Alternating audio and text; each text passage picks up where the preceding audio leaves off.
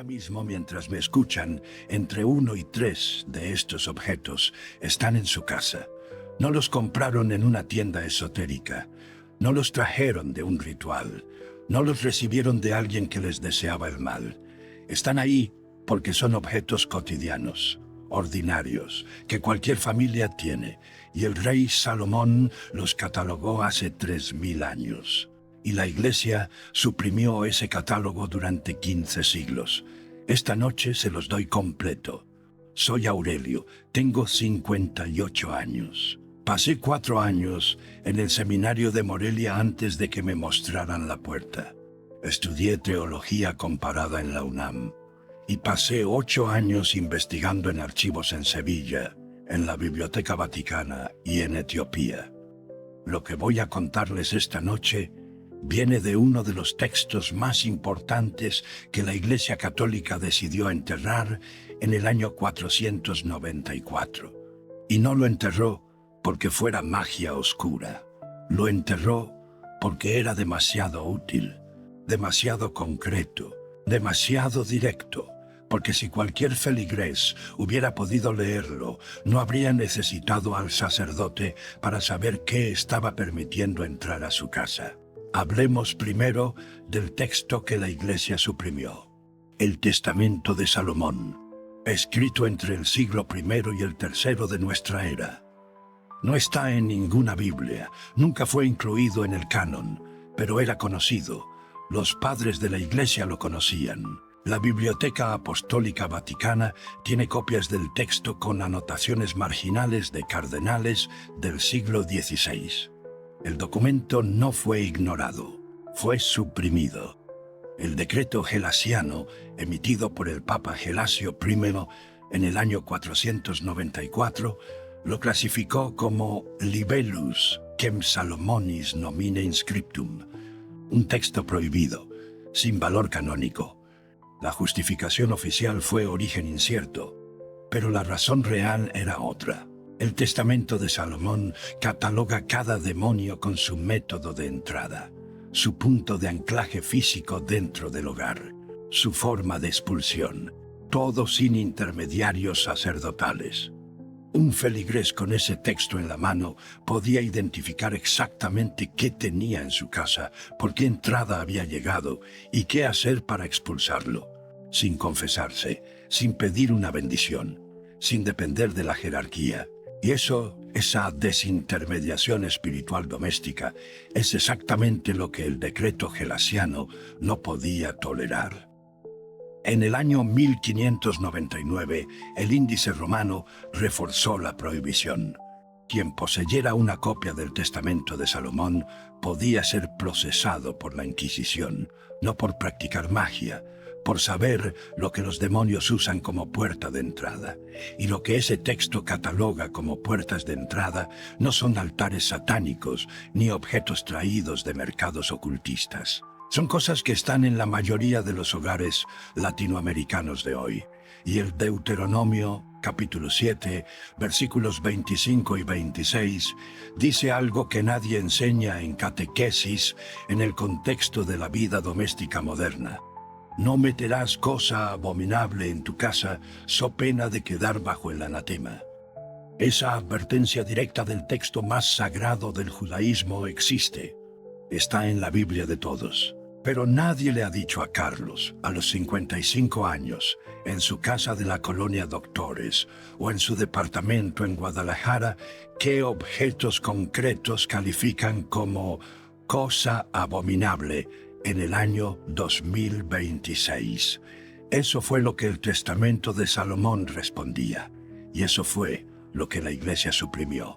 El padre Gabriele Amort fue exorcista oficial de la diócesis de Roma durante 30 años, 60.000 exorcismos, 30 años de trabajo, con permiso explícito de Juan Pablo II y de Benedicto XVI para sus declaraciones públicas. En el año 2012, en una entrevista con Vatican Insider, dijo esto: la mayoría de los casos de perturbación doméstica que atiendo tienen en común 2 o 3 objetos que la familia no sabe que son problemáticos. No son objetos, obviamente, ocultistas. Son objetos cotidianos, con una historia específica. El hombre que más exorcismos realizó en la historia documentada de la Iglesia Católica lo dijo con todas las palabras: objetos cotidianos, con una historia específica. Y la Iglesia no respondió, no refutó, no explicó cuáles eran esos objetos. Solo dejó que la declaración quedara flotando. Esta noche yo les digo cuáles son. 5 objetos, con sus fuentes, con sus demonios asignados, con la acción concreta que pueden tomar esta noche. Objeto número 1. Imágenes o estatuillas de deidades ajenas al canon judeo-cristiano. Esto incluye figuras de Buda traídas de viajes, estatuillas sincréticas, objetos de otras tradiciones espirituales que alguien les regaló y que pusieron en una repisa porque no querían ofender. Figuras de la Santísima Muerte, amuletos que compraron en un mercado porque les dijeron que traían buena suerte. Sé que esto puede sonar severo. Sé que la mayoría de ustedes tiene alguno de estos objetos en casa sin ninguna intención espiritual. Solo son decoración, solo son recuerdos de un viaje. Pero el Deuteronomio, capítulo 7, versículo 25, no pregunta por la intención. Destruirás por completo sus imágenes esculpidas, no las decorarás, no las tolerarás, no las pondrás en una repisa porque eran un regalo y no quieres ofender a quien te las dio.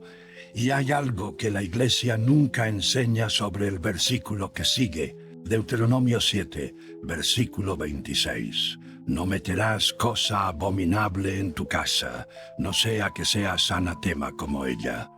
La amenaza no es que esa estatuilla haga algo activamente. La amenaza es que su presencia en el hogar establece una condición, un estado de apertura. Y Salomón, que conocía ese versículo de memoria, lo violó. El primer libro de Reyes, capítulo 11, versículos 5 al 7, documenta exactamente qué pasó. Salomón fue tras Astarte, diosa de los sidonios. Fue tras Quemos, ídolo de Moab. Fue tras Moloc, ídolo de los hijos de Amón, no en secreto. En el monte de los olivos, visible desde Jerusalén. Y el comentario rabínico de Rashi sobre ese pasaje dice algo que me detuvo la primera vez que lo leí. No protestó contra las prácticas de sus esposas, y el pecado se le atribuye como si lo hubiera cometido él mismo. El pecado de Salomón no fue adorar a esas deidades, fue permitirlas, fue no protestar, fue dejar que los objetos de otras tradiciones entraran a su esfera doméstica y se quedaran ahí. Y las 3 tradiciones convergen en este punto. El profeta Mahoma, según el hadiz recopilado por Al-Bukhari, dijo que los ángeles no entran en las casas donde hay imágenes de deidades, no como prohibición ritual abstracta, como advertencia sobre lo que permite entrar cuando los ángeles no están. El hombre más sabio de la historia fue destruido por los objetos que permitió entrar a su casa, no por los que él mismo puso, por los que permitió que otros pusieran y que él no removió. La acción práctica esta noche es simple. Caminen por cada cuarto de su casa. Identifiquen todo lo que represente una deidad de cualquier tradición que no sea la suya. No tienen que destruirlo esta noche, pero tienen que saber que está ahí y tienen que tomar una decisión consciente sobre cada objeto. Porque la inconsciencia, eso fue exactamente lo que Salomón también practicó, y ya vieron cuál fue el precio. Objeto número 2. Espejos rotos o con fisuras.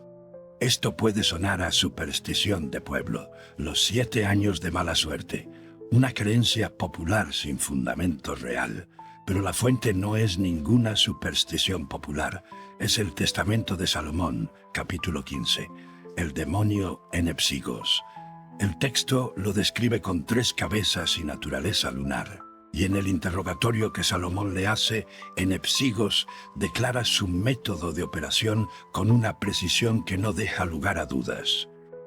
Opera a través de la luz de luna que penetra en los dormitorios. entra específicamente por superficies reflectantes bajo luz lunar, espejos, vidrios, recipientes metálicos, y el Zohar añade la dimensión teológica que explica por qué un espejo roto es diferente de un espejo entero. El ser humano fue creado a imagen de Dios. En hebreo, Tselem Elohim, la imagen divina. Un espejo refleja esa imagen. Un espejo roto fragmenta la imagen divina. Crea un quiebre en el reflejo. Y ese quiebre, según el Zohar, funciona como anclaje para entidades que no pueden entrar donde la imagen de Dios está intacta. La tradición medieval de cubrir los espejos en cuartos de moribundos tiene su origen en este texto. La Iglesia transmitió ese ritual durante siglos. Cúbranlos cuando hay un muerto en casa. Cúbranlos durante el duelo. Pero la Iglesia nunca explicó por qué. Solo transmitió la práctica sin la fuente, sin decirles que la razón concreta era que en Epsigos opera por superficies reflectantes, sin decirles que el Testamento de Salomón, el texto que la Iglesia prohibió en el año 494, era el fundamento de ese rito. Hoy muchas familias tienen en el baño, en el pasillo, en el dormitorio, un espejo con una fisura que no han cambiado porque está caro reemplazarlo o porque no han tenido tiempo. La acción práctica es directa. Un espejo roto sale de la habitación donde se duerme. No tienen que tirarlo esta semana si no pueden, pero no debe estar en el dormitorio, y si el espejo está entero, cuídelo. Porque la imagen que refleja tiene más valor espiritual del que nadie les ha explicado. Objeto número 3. Agua estancada en oscuridad. Floreros con agua vieja, cubetas olvidadas en rincones, recipientes con agua sin cambiar en semanas, agua que se ha quedado quieta en un lugar oscuro durante días. El Talmud de Babilonia, Tratado Pesachim, capítulo 112, versículo A, incluye este texto de Reish Lakish. Entre las condiciones que atraen entidades, el que pasa por encima de agua derramada. El agua estancada, el agua olvidada, el agua que ya no se mueve. Es un vector específico según el mismo corpus talmúdico que Salomón conocía. Y hay algo en este tercer objeto que necesita que lo pongan en contexto con el video de la semana pasada. La semana pasada les hablé del agua con sal junto a la cama, el protocolo nocturno, el Netilat Yadayim, el agua que protege. Ahora escuchen la diferencia. El agua junto a la cama, con sal, renovada cada noche, con intención, es protección. El agua sin sal, en oscuridad, estancada días o semanas, en un rincón que nadie visita, es exactamente lo opuesto. Es el mismo elemento, el agua, pero en condiciones diametralmente opuestas. Y el Talmud Pesachim, capítulo 109a, hace una advertencia explícita sobre el agua abierta de noche en oscuridad. El agua abandonada.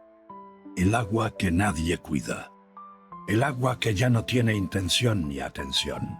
Y el Testamento de Salomón añade la dimensión demoníaca de esto con una precisión que me resulta incómoda de citar, pero que sería deshonesto omitir.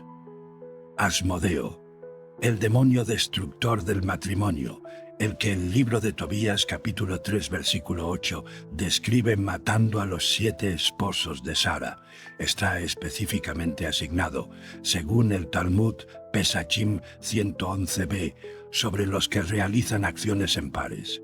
Y entre esas acciones en pares está tener 2 recipientes de agua en el dormitorio. Si el florero con agua vieja está en el dormitorio y hay otro recipiente de agua también en ese cuarto, el principio de los pares que el Talmud describe activa la asignación específica de Asmodeo, el demonio destructor del matrimonio, en el dormitorio conyugal, con agua estancada que nadie cambió. La acción práctica esta noche: recorran su casa, floreros, cubetas, recipientes, todo lo que tenga agua que no se ha movido en más de 48 horas, cámbielo o vacíelo, especialmente en los dormitorios. y especialmente si hay 2 recipientes de agua en el mismo cuarto. Objeto número 4. Pertenencias de personas fallecidas con asuntos sin resolver. La ropa del abuelo que está en el closet principal desde que murió hace 2 años. Los muebles de la tía que nadie se atrevió a donar porque se sentía mal. Las joyas de la madre que están en la cajita de la cómoda, sin usar, sin destinar a nadie. El Talmud de Babilonia, tratado Berakot, capítulo 18, versículo B, dice algo que la práctica judía toma muy en serio. El alma de los fallecidos permanece próxima a sus posesiones durante los primeros 12 meses. 12 meses. No es una metáfora del duelo. El Talmud lo trata como una realidad espiritual concreta con consecuencias prácticas. Y el Zohar añade algo que cambia completamente la dimensión de este objeto. El Zohar introduce el concepto de klipot, las cáscaras demoníacas, y dice que las klipot se adhieren específicamente a los objetos de personas que murieron con rencor activo, con deudas sin pagar, con relaciones sin resolver, no todas las pertenencias de todos los fallecidos, las de aquellos que murieron sin cerrar lo que necesitaban cerrar. El padre con quien nunca te reconciliaste después de aquella pelea hace 10 años. La hermana con quien había un conflicto de dinero que nadie quiso resolver. El abuelo que murió con resentimiento hacia algún hijo que nunca supo cómo pedirle perdón. Sus pertenencias están en el closet, sin ritual de purificación, sin el proceso que la práctica judía tiene exactamente para esto. Porque la tradición judía de purificar o donar las pertenencias del fallecido no es una costumbre cultural, tiene su base directa en el Talmud y en el Zohar, y la Iglesia Católica lo sabía. El proceso fúnebre tradicional incluía una purificación de objetos como parte del rito post-mortem. Esa práctica fue eliminada silenciosamente de los ritos del Vaticano II, sin explicación. Sin un documento que dijera qué había cambiado en la comprensión de la Iglesia sobre el alma, sus posesiones y los 12 meses que el Talmud describe, solo desapareció. Y ahora los hogares de familias que perdieron a alguien con asuntos sin resolver tienen esas pertenencias guardadas, sin proceso, sin intención, sin ninguna de las herramientas que 3 tradiciones convergen en señalar como necesarias. La acción práctica no requiere un ritual elaborado, requiere una decisión. Si hay pertenencias de un fallecido en su casa, con quien había asuntos sin resolver, tomen una decisión consciente sobre esos objetos. Donarlos es suficiente. La donación con intención, el acto deliberado de decir, este objeto ya cumplió su propósito en esta familia y ahora pasa a otro lugar, activa el mismo principio que el proceso judío formaliza con más detalle. No tienen que saber el nombre del rito, tienen que tomar la decisión. Objeto número 5. El polvo y la basura acumulada en las esquinas, especialmente en los dormitorios. Especialmente detrás de los muebles grandes que nadie mueve. Sé que esto suena mundano, sé que parece que estoy hablando de limpieza doméstica, no de espiritualidad, pero escuchen el texto. Testamento de Salomón, capítulo 7. Salomón interroga a un demonio que se llama Lix Tetrax. Y este demonio le responde con una precisión geográfica que no describe metáforas. Me deslizo bajo las esquinas de las casas durante la noche o el día. No entra por la puerta, no entra por la ventana. El texto dice explícitamente que entra por debajo de las esquinas de las casas. El espacio donde nadie limpia, donde el polvo se acumula durante años, donde la materia orgánica se descompone en silencio. Y Salomón, al interrogar a Lix Tetrax, descubrió que su punto de anclaje es precisamente la materia en descomposición en los rincones oscuros de las habitaciones. Y cuando Salomón lo expulsó, la orden que dio no fue pronunciar ningún nombre divino. No fue ninguna invocación. fue la instrucción de limpiar activamente las esquinas con agua. La primera vez en la historia sagrada que un rey ordena la limpieza doméstica como exorcismo. El exorcismo más simple del testamento de Salomón. Una escoba.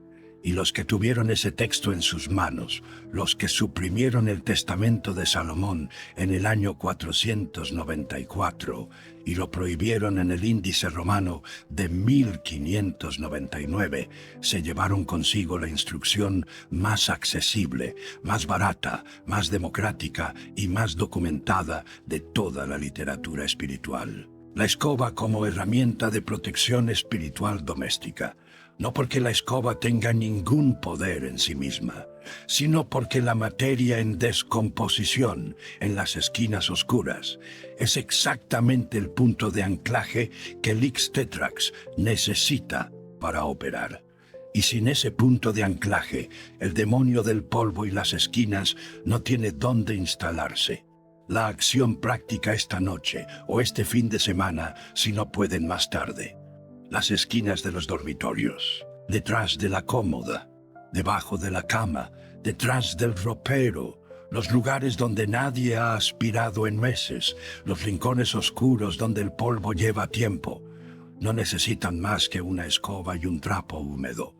Y cuando limpien, si quieren añadir intención al acto, esto es suficiente, que este espacio esté limpio y protegido. No es magia.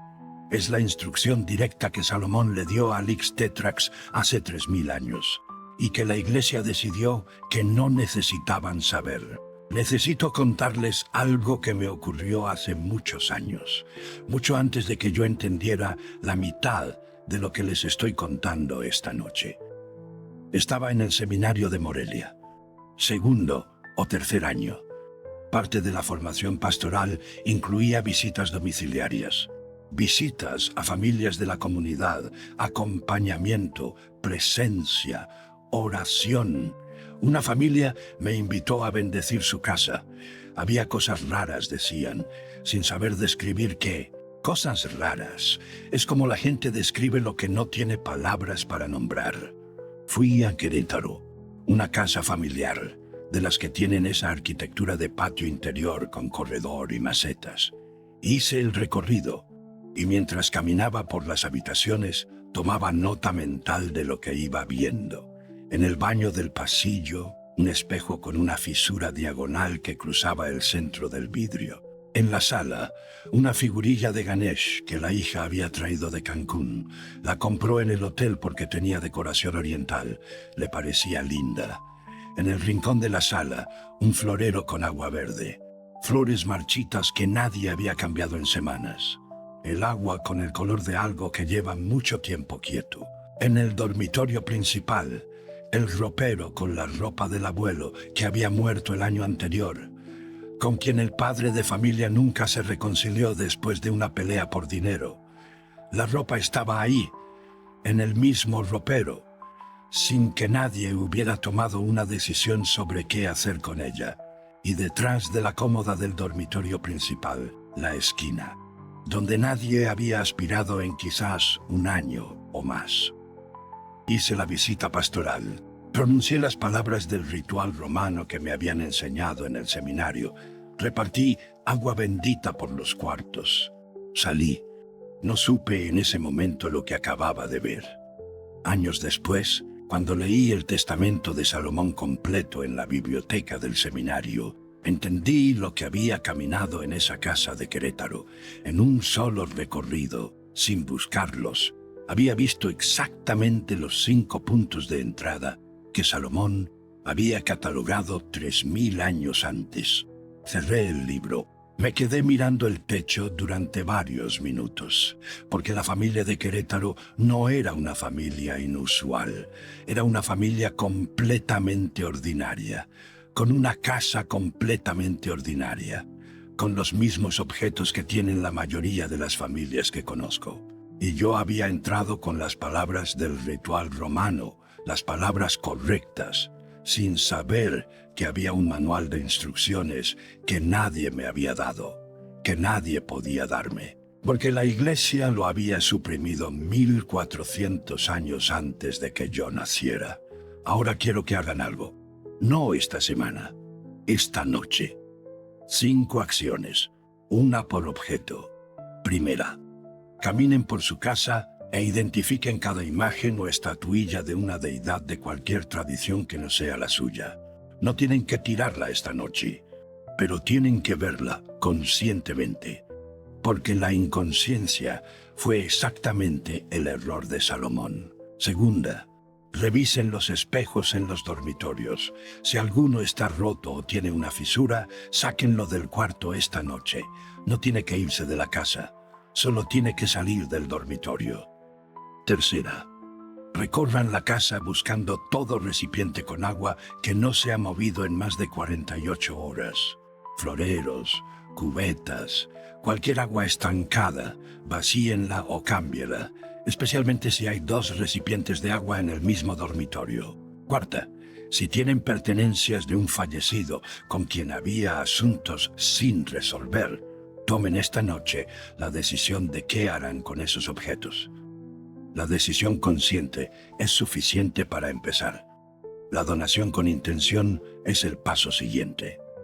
Quinta, este fin de semana, las esquinas de los dormitorios, detrás de los muebles grandes, los rincones donde el polvo lleva tiempo, una escoba, un trapo húmedo, y si quieren, la intención simple de Salomón, que este espacio esté limpio y protegido. El testamento de Salomón fue suprimido en el año 494, prohibido de nuevo en el año 1599. Durante 15 siglos, las familias de Europa y de América Latina vivieron sin acceso al único manual de instrucciones doméstico que el corpus espiritual de 3 tradiciones confluye en reconocer como completo. El Talmud tiene partes de ese conocimiento. El Zohar tiene partes. El Deuteronomio tiene partes.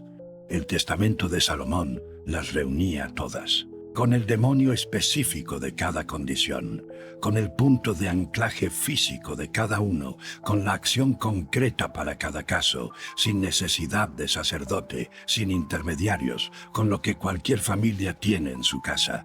Y cuando la Iglesia decidió, en el año 494, que ese nivel de autonomía espiritual doméstica no era conveniente para el feligrés común, eligió exactamente lo que Salomón eligió con sus esposas: el control institucional sobre el acceso espiritual del pueblo, a cambio de dejar a las familias sin la información que necesitaban para proteger sus propios hogares. Y el padre Amort, 60.000 exorcismos, 30 años de servicio, dijo lo mismo con otras palabras en el año 2012. Objetos cotidianos, con una historia específica. Eso fue lo que yo vi en aquella casa de Querétaro hace 20 años. Eso es lo que les estoy dando esta noche, no la versión pastoral suavizada. La lista completa. 5 objetos, 5 fuentes, 5 acciones. Objeto 1. Imágenes de deidades ajenas. Fuente: Deuteronomio 7, la historia de Salomón y Rashi. Acción: identificarlas conscientemente y tomar una decisión. Objeto 2. Espejos rotos o con fisuras en el dormitorio. Fuente: Testamento de Salomón. Capítulo 15, en Épsigos. Y el Zohar sobre la imagen divina. Acción: sacar el espejo roto del dormitorio esta noche. Objeto 3. Agua estancada en oscuridad. Fuente: Talmud Pesachim, Reish Lakish y la asignación de Asmodeo sobre los pares. Acción: vaciar o cambiar todo recipiente con agua que no se ha movido en más de 48 horas. Objeto 4. Pertenencias de fallecidos con asuntos sin resolver. Fuente: Talmud Berakot, los 12 meses del alma y las Klipot del Zohar. Acción: tomar la decisión consciente y, cuando sea posible, donar con intención. Objeto 5. Polvo y basura acumulada en las esquinas de los dormitorios. Fuente: Testamento de Salomón, capítulo 7, Lix Tetrax, y la instrucción directa del rey. Acción: limpiar esos rincones con escoba y trapo húmedo. 5 objetos que están ahora mismo en la mayoría de los hogares que conozco, que el rey Salomón catalogó hace 3000 años, que la Iglesia suprimió durante 15 siglos, y que ahora ustedes ya saben cómo identificar. Voy a decirles una última cosa antes de terminar. Cuando yo era seminarista y hacía esa visita en Querétaro, tenía todas las palabras del ritual romano, las palabras correctas, pronunciadas con la intención correcta, y la familia seguía sin saber lo que tenía en casa, porque las palabras sin el conocimiento son como la llave sin saber dónde está la cerradura. Salomón tenía ambas cosas. Tenía el conocimiento de cada demonio, su punto de entrada, su condición de anclaje, y tenía el sello que le permitía expulsarlos. La Iglesia les dio el sello. Durante siglos, el ritual romano fue la herramienta de expulsión, pero le quitó a las familias el conocimiento, suprimió el texto que decía qué había que expulsar, y eso es exactamente lo que yo intento reparar desde este espacio. Una familia que sabe qué está buscando puede actuar sola, sin esperar a que un sacerdote llegue, sin depender de una institución que hace 500 años decidió que ese conocimiento era demasiado poder para el pueblo ordinario. Ahora ya saben qué buscar, ahora ya saben qué hacer, y lo que hagan con eso es completamente suyo. Soy Aurelio. Cuídense esta noche. La verdad no necesita permiso. Nos vemos pronto.